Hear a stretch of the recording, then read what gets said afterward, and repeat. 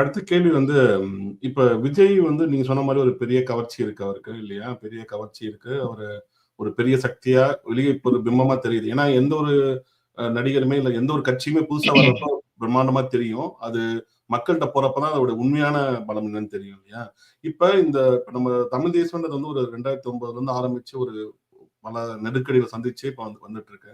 இப்ப நாம் தமிழர் ஒரு குறிப்பிட்ட சதவீதம் வந்திருக்கு. 8 புள்ளி எடுத்துருச்சு போன எலெக்ஷன் இல்லையா? சோ அந்த அளவுக்கு வந்திருக்கு.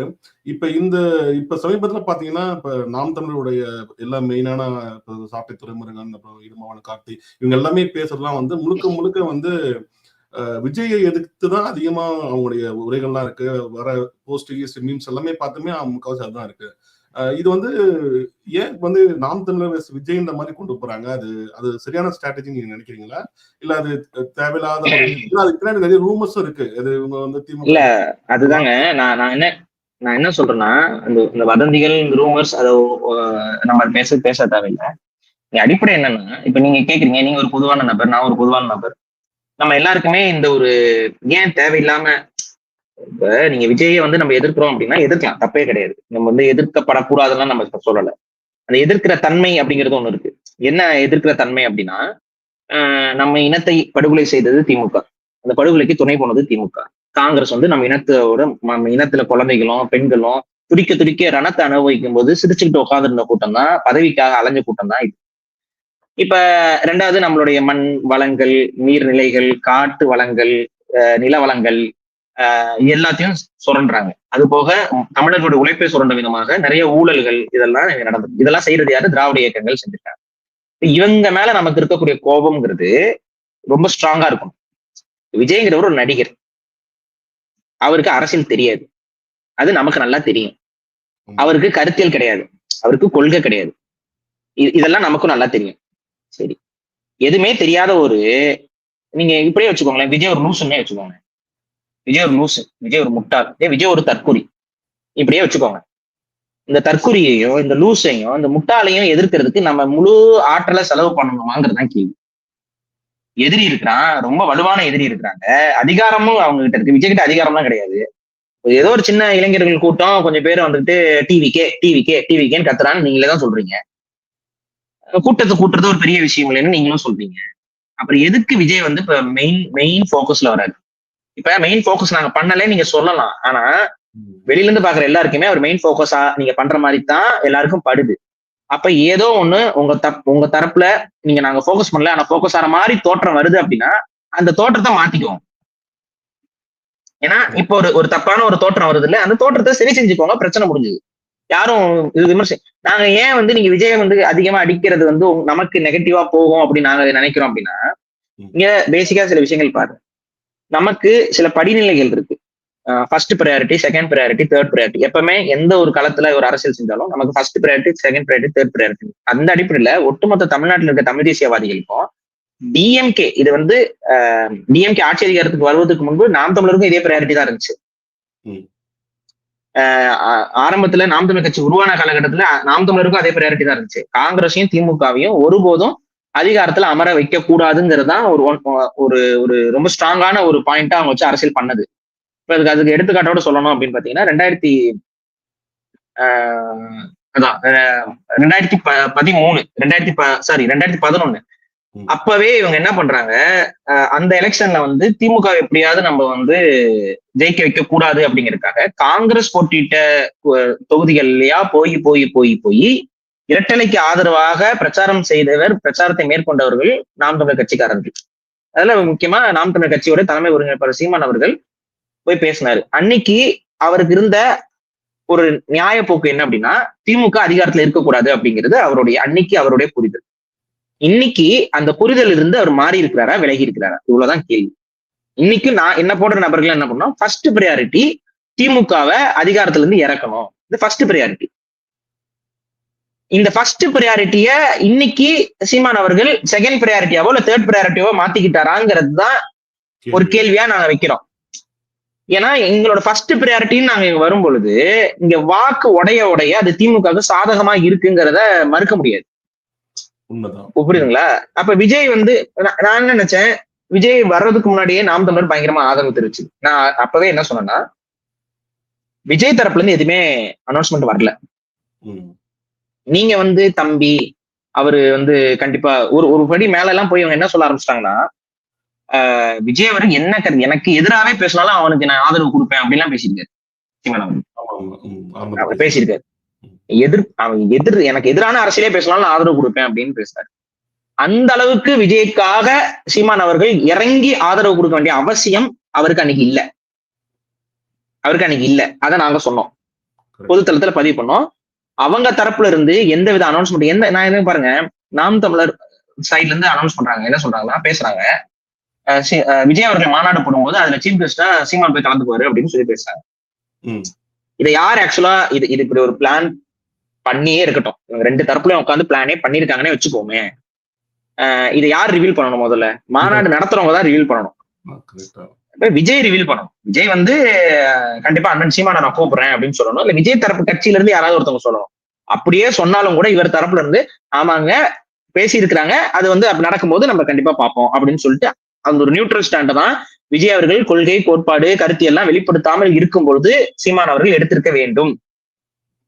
நீங்க வேணா சொல்லலாம், எனக்கு ரொம்ப பழக்கப்பட்டவர் அவரு, எனக்கு என் தம்பி மாதிரி அவர் வரட்டும், அரசியலுக்கு வரட்டும், பேசட்டும், பேசும் பொழுது நான் கண்டிப்பா சொல்றேன் அப்படிங்கிற மாதிரி ஒரு நியூட்ரல் ஸ்டாண்ட்லயே நின்று இருந்தாருன்னா அவருக்கு விமர்சனமே இந்த அளவுக்கு வந்திருக்காது. அப்ப யாருமே ஆதரவு தெரிவிக்கல விஜய் அவர்களுக்கு, யாருமே எதுவுமே பேசல. ஆக்சுவலா எதிர்ப்பும் தெரிவிக்கல, ஆதரவும் தெரிவிக்கல. ஆனா அந்த நேரத்துல இறங்கி போய் ஆதரவு கொடுத்தாரு. அப்ப அதுவே ஒரு டவுட்ஃபுல்லா இருந்துச்சு. இந்த ஆதரவு இப்படி கொடுக்கும் பொழுது ஆட்டோமேட்டிக்கா அந்த இடத்துல ஏதோ சம்திங் ஒர்க் அவுட் ஆகல. அப்புறம் மாநாடுக்கு இவங்க எல்லாம் கூப்பிடல. இல்ல கொடுமைன்னு கவனிங்க, வேற ஒரு கட்சியுடைய மாநாட்டை வேற ஒரு கட்சியை சார்ந்த ஒரு ஊடகம் நேரலை செய்யுது அப்படின்னா அந்த அளவுக்கு ஆதரவு கொடுத்தது யாரு? நாம் தமிழர் தான். இதெல்லாம் சொல்ல விரும்பல, பட் இதெல்லாம் நடந்த கூத்துக்கள். அப்ப இதெல்லாம் எங்களுக்கு பிடிக்கல. விஜய், ஏன்னா அதுக்கு முன்னாடிதான் விஜய் நான் விமர்சிச்சுட்டு இருக்கேன், உங்களுக்கு தெரியும், நம்ம பார்த்துப்போம். அவர் மேல நம்பிக்கை இல்லைன்னா தமிழர்னு சொல்லியிருப்பேன். ஆனா அவர் மேல வந்து அரசியல் ரீதியெல்லாம் அவர் வந்தாருன்னா கண்டிப்பா நமக்கு ஆபத்தா போயிடும் அப்படிங்கிறத நான் பேசிட்டு இருக்கிறது தான். சோ அந்த நேரத்துல இவங்க இவ்வளவு ஆதரவு கொடுக்கும்போது அது நமக்கு அது ஒரு உடன்பாடு இல்லை, நம்ம எதிர்த்தோம். அதுக்கப்புறம் விமர்சனம் செய்ய ஆரம்பிக்கிறாங்க. ஏன்னா பெரியார் இதெல்லாம் கூட ஒண்ணும் கவனிங்க, ஈவேராவை படிங்க, அதாவது பெரியாரை படிங்க, காமராஜரை படிங்க, இவங்களை படிங்க எல்லாம் வந்துட்டு ஒரு அந்த குழந்தைகளுக்கு அந்த அவார்டு கொடுக்குற ஃபங்க்ஷன் எல்லாம் விஜய் பேசும்போதே நான் எதிர்ப்பு தெரிவிச்சுட்டே வரேன். ஈவேராவை எதுக்கு நாங்க படிக்கணும், அப்படி என்ன படிக்கிற மாதிரி இருக்குது, அதெல்லாம் நான் எதிர்ப்பு தெரிவிச்சுட்டே இருக்கேன். அப்பெல்லாம் இவங்க எல்லாம் யாருமே எதிர்ப்பு தெரிவிக்கல. சோ விஜய் அவர்கள் என்ன கொள்கையை நோக்கி வருகிறாருங்கிறது எனக்கு அப்பவேதான் தெரியுது. ஈவேராவை ஒருத்தர் தூக்கி ப்ரொஜெக்ட் பண்ணும் பொழுதே நமக்கு தெரிய வேண்டாமா என்ன கொள்கையா இருக்க போகுதுன்னு. புரிதல் இல்லைன்னு தெரியும். இன்னொன்னு கவனிக்கணும், அந்த நேரத்துல நாம் தமிழரும் ஈவேராவை ப்ரொஜெக்ட் பண்ணிட்டு இருக்காங்களா? ஆமா, வழிகாட்டின்னு சொல்லிட்டு இருந்தாங்க. வழிகாட்டின்னு சொல்லிட்டு இருக்காங்க. அதேதான் அவரும் சொல்றாரு, விஜயும் அதான் சொல்றாரு. சோ கான்ட்ரடிக்ட் எனக்கு ஆறதுல எனக்கு வியப்பு இல்லை. ஏன்னா நான் ஈவேரா வந்து தமிழ் பகைன்னு சொல்றேன். தமிழ் பகை ஈவேரான்னு நான் சொல்லும் போது எனக்கு வந்து ஈவேராவை வழிகாட்டின்னு விஜய் சொல்லும் போது கோவம் வருது இயல்பு. ஆனா நீங்களும் வழிகாட்டின்னு தானே சொல்லிட்டு இருந்தீங்க, உங்களுக்கு ஏன் கோவம் வந்துச்சு?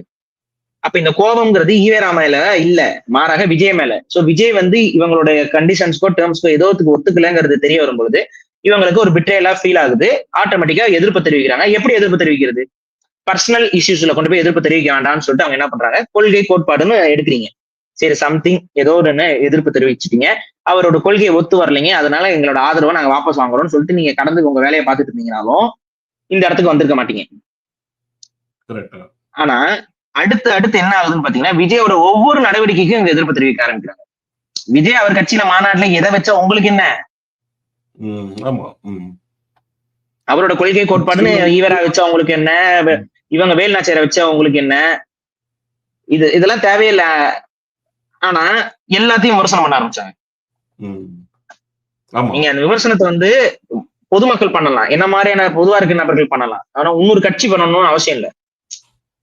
அவர் என்ன, அவருக்கு எது சரின்னு அவர் செய்யட்டும். அது தப்புனா அதை தப்பு நம்ம சொல்லுவோம், புரியுதுங்களா? ஆனா நீ ஏன் இதை வைக்கிற, நீ ஏன் இதை வைக்க, அப்படிலாம் அது எப்படி, அது அவங்க வைக்கிறது வைக்காத அவங்க விருப்பம்.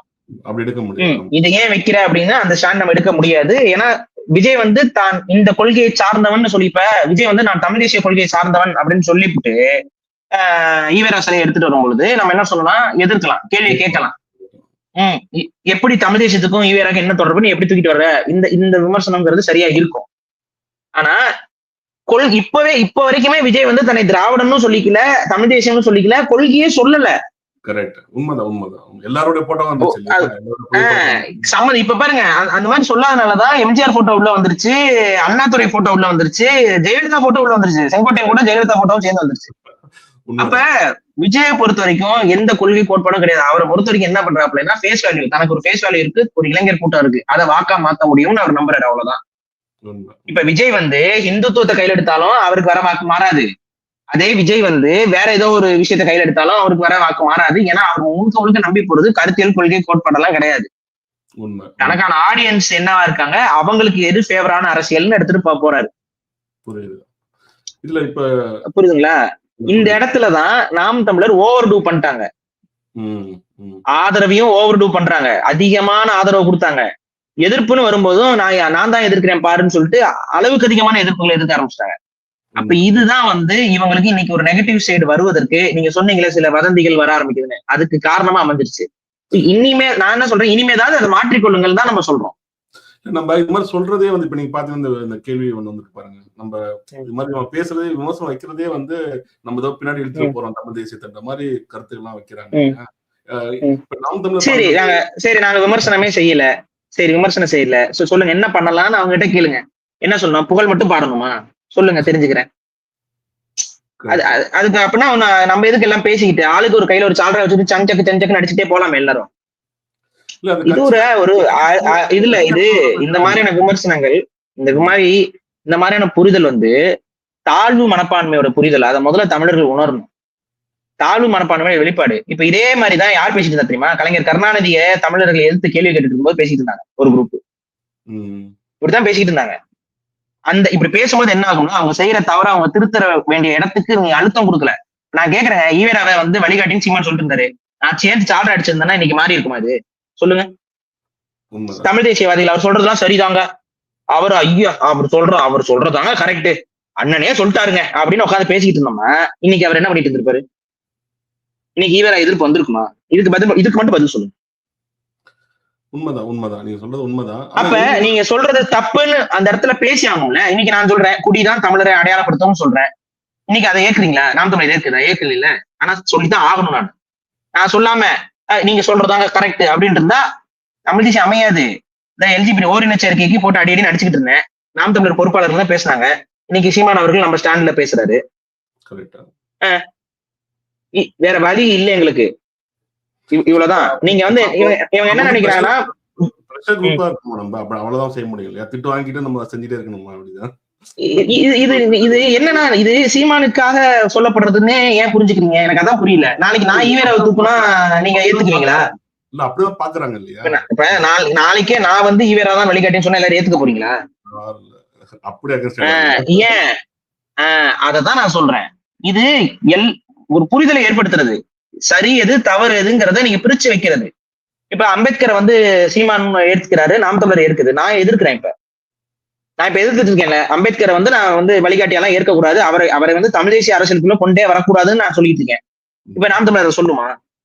சொல்லாதுங்க. ஆனா சொல்லும். எப்ப சொல்லும்?